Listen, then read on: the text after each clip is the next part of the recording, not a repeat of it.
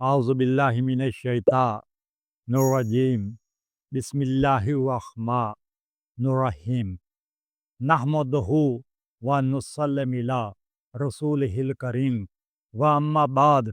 फ़ाउज़ुबिल्लाहि मिनश्शैतानिर्रजीम बिस्मिल्लाहिर्रहमानिर्रहीम। मेरे प्यारे मुअज़्ज़ज़ नाज़रीन कराम, मैंने कल को मोरखा 11 मई को इंडिया के जनाब आलम दीन बैरिस्टर असदुद्दीन अवैसी साहब की तकरीर मुलाजा की सुनी और मेरे दिल में तहरीक हुई कि मैं एक अपनी जो सी दिल की आवाज़ है, मैं यूट्यूब के ज़रिए उन तक और भारत के मुसलमानों के तक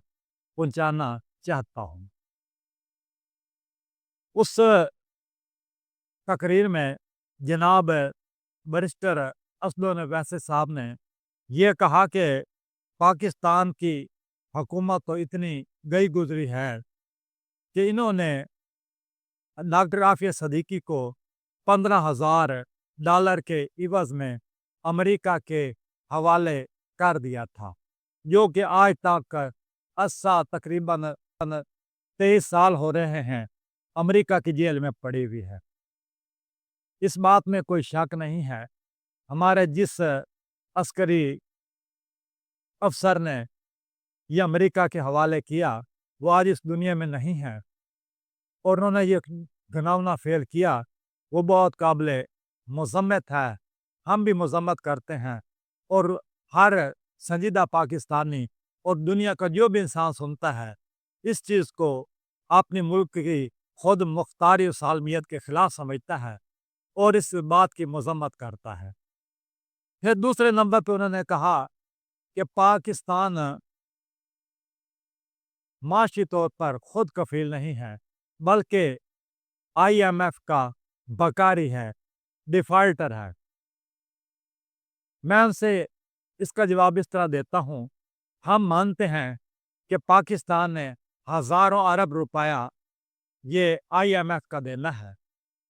मगर इसका ज़्यादातर हिस्सा पाकिस्तान के अफसरान माला ने, आला मुक़्तदर हलकों ने इसका ज़्यादा जो सा पैसा है वो पाकिस्तान के बजट पे लगाया है, जिसका अमली मुज़ाहरा आज से 3 दिन पहले किया जा चुका है और दुनिया के सामने ये बात साबित हो चुकी है कि पाकिस्तान नाकाबिल तस्ख़ीर है। हमारा ज़्यादातर पैसा ये इस चीज़ पर लगा है, हमारे दिफ़ा पर लगा है। मैं आपको ये चीज़ बताता हूँ कि जब बगदाद पर हलाकू खान ने हमला किया, उसने 15 लाख अफराद का कत्ले-आम कराया, तो उस वक़्त अब्बासी खलीफा मोतसम बिल्ला भी गिरफ्तार था। तो उसके सामने माल गनीमत जो कि ये मुग़लों के हाथ लगा, मंगोलों के हाथ लगा, उसने एक ज़्यादा से एक बड़ा सारे पटारी थी, उसमें से ज़्यादा सोना निकाला, जवाहरात निकाले। हलाकू खान ने वो आगे सामने रख दिए, खलीफा मोतसिम के सामने रख दिए और उससे कहा गया कि तुम इन जो से हैं इनको निगलो, खा लो। तो ऐसा करने से बेबस रहा, तो हलाकू खान ने खलीफा मोतसिम बिल्ला से मुखातब होकर कहा कि अगर तुम ये सोना जमा नहीं करते, ये चीज़ें तुम जवाहरात हीरे तुम जमा ना करते, इनसे तुम ये असला खरीदते, तुम इनसे तलवारें खरीदते, तुम अपने दिफा के लिए कोई ना कोई खरीद रखते, तो आज तुम्हें ये दिन ना देखने पड़ते। हम कहते हैं कि हम पाकिस्तान वालों ने हमने IMF का बड़ा कर्जा देना है, बहुत कुछ देना है, मगर हमने जो आपने तैयारी कर रखी थी बरसों से हमने तैयारी की है, ये उसका नतीजा था कि जो आज से 2-3 दिन पहले अल्लाह तबारक ताला ने हम पाकिस्तानी को सुरखरू किया और दुनिया के बड़े-बड़े ताकतों ने पाकिस्तान की दिफाई सलाहियत का एतराफ़ किया। मेरे दोस्तों भाइयों, इसके बाद बैरिस्टर साहब ने ये कहा कि अमन वाले इंडिया में रह गए, जब ये तक़सीम हुई और फसादी लोग सब पाकिस्तान में चले गए। ये कहा कि वो इंडिया में हैं और हम सब पाकिस्तानी फसादी हैं। اس کے بعد انہوں نے کہا کہ پاکستان نے ایٹم بم کیوں بنایا، پاکستان کو تو ڈس آرم ہو جانا چاہیے۔ یہ ایک بات ٹھیک ہے، جب بھارت نے یہ 1973 میں پوکھران میں دھماکہ کیا تو پاکستان نے بھی اس کے جواب میں یہ 1997 میں 30 مئی کو 5 دھماکے کیے۔ تو یہ ہمارا بھی ایک دفاع کا حق بنتا تھا کہ ہم نے بھی اپنا خود کو ناقابل تسخیر بنا لیا۔ پھر انہوں نے یہ کہا کہ انڈیا میں حضرت احمد رضا خان بریلوی اور حضرت خواجہ معین الدین چشتی اجمیری رحمت اللہ علیہ کے مزارات ہیں۔ اس حوالے سے اس ایک سلسلے میں انہوں نے بڑے فخر کا اظہار کیا۔ میں مانتا ہوں یہ بندہ ناچیز خود بھی صوفی شاعر ہے اور یا کے ساتھ بڑا محبت رکھتا ہے۔ میں اس سلسلہ میں ہندوستان کے جید اور معتبر اور یہ اکابر کا نام لینا چاہتا ہوں، جیسا کہ حضرت خواجہ معین الدین چشتی اجمیری رحمت اللہ علیہ جن کا مزار اجمیر شریف میں ہے، حضرت خواجہ قطب الدین بختیار کاکی کا مزار دہلی میں ہے، حضرت نظام الدین یاغ کا مزار دہلی میں ہے، حضرت علی احمد صاحب سرکار جن کو صاحب پیا بھی کہا جاتا ہے ان کا مزار ہندوستان کلیر شریف میں ہے، حضرت مولوی صالح رحمت اللہ علیہ کا مزار اقدس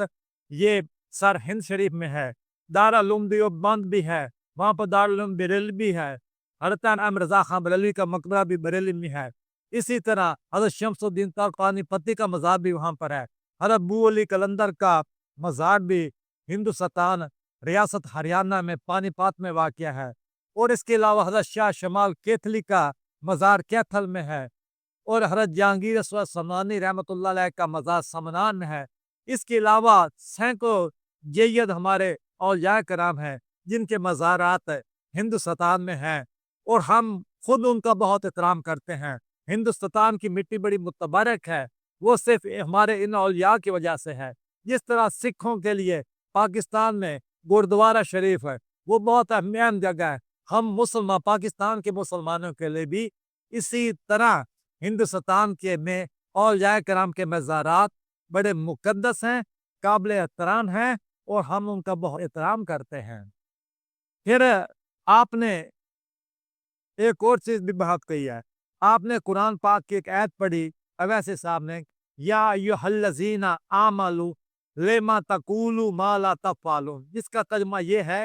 اے لوگو جو ایمان لائے ہو تم وہ بات کیوں کرتے ہو جو تم کرتے نہیں ہو۔ اویسی صاحب آپ ہمارے قابل احترام مسلمان بھائی ہیں،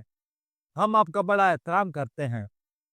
پاکستان نے جو بات کہی وہ کر کے دکھائی۔ ہمارے پاکستان کے جو ISPR کے میجر جنرل شریف احمد چودھری صاحب تھے، انہوں نے جو سے بات کہی تھی کہ ہم نے اس کو جواب دینا ہے، ہم نے جو بات کہی ہم نے وہ پوری کر کے دکھائی ہے اور ہم مستقبل میں انشاءاللہ تعالیٰ ایسا کرتے رہیں گے۔ اور اس کے علاوہ ہندوستان میں ہمارے جناب سلطان ٹیپو شہید رحمت اللہ علیہ کا مزار بھی بنگلور میں میسور میں ہے، جو کہ شیر مسور کے نام سے مشہور ہیں۔ وہ بھی میرے آئیڈیل ہیں، میں بھی ان کا بڑا فین ہوں، جنہوں نے یہ کہا تھا کہ شیر کی ایک دن کی زندگی گدڑ کی 100 سالہ زندگی سے بہتر ہے۔ وہ بھی ہمارے آپ کے انڈیا کے جو سے ایک معتبر جو سے ہستی ہیں سلطان ٹیپو شہید، وہ بھی ہمارے پاکستان والوں کی یہ آئیڈیل ہیں، ہم ان کو بہت مانتے ہیں، ہم ان سے بہت محبت کرتے ہیں، وہ بھی ہمارے لیے ایک مینارہ نور ہیں۔ اور دوسری بات یہ ہے اسد اویسی صاحب کہ آپ کا ہمارا کلمہ لا الہ الا اللہ محمد رسول اللہ کا رشتہ ہے، آپ کا اور ہمارا خدا ایک ہے، آپ کا ہمارا نبی ایک ہے، آپ کا ہمارا قبلہ ایک ہے، آپ کے ہماری مذہبی رسومات ایک ہیں، ہماری شادی کی رسومات، ہمارے ماہ رمضان، زکوٰۃ، روزہ، حج، ہر چیز ایک ہے، ہمارا قرآن ایک ہے، ہمارا کتاب ایک ہے، ہمارا رسول ایک ہے، ہمارے صحابہ کرام یکساں ہیں، ہماری ہر چیز آپ کے ساتھ ایک ہے۔ بدقسمتی سے آپ ہندوستان میں رہ رہے ہیں، مگر یہ آپ کو بتاتا چلوں کہ نظریہ دو قومی نظریہ تھا جس کی بنیاد پر ہندوستان 2 حصوں میں تقسیم ہوا۔ وہ یہ 2 قومی نظریہ ہے، پاکستان کے تقسیم ہو جانے کے باوجود آج بھی 2 قومی نظریہ ہندوستان میں موجود ہے۔ ہمارے اکابر قائد اعظم محمد علی جناح نے یہ فرمایا تھا کہ پاکستان اس دن ہی وجود میں آ گیا تھا جب پہلے عرب تاجر نے ہندوستان میں قدم رکھا تھا۔ جناب ہم تو یہ کہتے ہیں ہمارے تو 20 کروڑ مسلمان بھارت میں موجود ہیں، وہاں پر بھی ہم کہتے ہیں کہ اسلام ہے، وہاں پر بھی ہمارے مسلمان بھائی ہیں، ہم آپ کا بہت احترام کرتے ہیں، ہمیں پتہ ہے کہ آپ کی کیا مجبوری ہے، اگر آپ کوئی تھوڑی ایسے بات اپنے زبان سے نکال دیں تو حکومت وقت آپ کے خلاف ہو سکتی ہے، وہ آپ کی باتیں ہیں، لیکن ہم بطور مسلمان جسد واحد کی طرح ہیں، آپ خواہ کسی دنیا کے علاقے میں بھی رہ رہے ہیں، ہمارے لیے ہم مسلمانوں کے لیے آپ قابل احترام ہیں۔ اگر بھارت یہ کشمیری کے ساتھ ظلم کرتا ہے تو ہمیں دکھ ہوتا ہے، اگر یہ گجرات کا کسائی مودی ہے، اس نے ہمارے ہزاروں مسلمانوں کو شہید کرایا، ان کے گھروں کو نظر آتش کروایا، ان کے گھروں کو جلوایا، ان کو گھروں سے بے گھر کیا اس گجرات کے کسائی نے، تو ہم مسلمانوں کا دل بڑا دکھ ہے، کیونکہ ہم جسد واحد کی طرح ہے۔ ہمارے نبی پاک صلی اللہ علیہ وسلم نے فرمایا ہے کہ مسلمان دنیا میں خواہ کسی حصہ میں رہ رہے ہیں، یہ تمام مسلمان جسد واحد کی طرح ہے، اگر جسم کے ایک حصے میں درد ہوتی ہے، کوئی تکلیف پہنچتی ہے تو سارا جسم جناب بے قرار ہو جاتا ہے۔ آپ ہمارے بھائی ہیں، اگر آپ کے ساتھ بھی کوئی دکھ بنتا ہے، کوئی مصیبت بنتی ہے، ہم پاکستان والے مسلمان بھائی بلا یہ سرحدوں کا یہ تقسیم کے ہم آپ کا دکھ درد یہاں پر بیٹھے بھی محسوس کرتے ہیں، ہم اس پاکستان کے ساتھ دھرتی میں ساتھ زمین پر بیٹھ کر ہم فلسطینیوں کا درد بھی محسوس کرتے ہیں، ہم لبنانی مسلمانوں کا بھائیوں کا درد بھی محسوس کرتے ہیں، ہم یمن والوں کا درد بھی محسوس کرتے ہیں، ہم کشمیر والوں کا درد بھی محسوس کرتے ہیں۔ تو میں جناب آپ کو یہ ویسے صاحب آپ کے لیے دعا کرتا ہوں، اللہ تبارک تعالیٰ آپ کو جزائے خیر دے اور آپ کو اللہ تعالیٰ صحت دے، وما علینا الا البلاغ المبین۔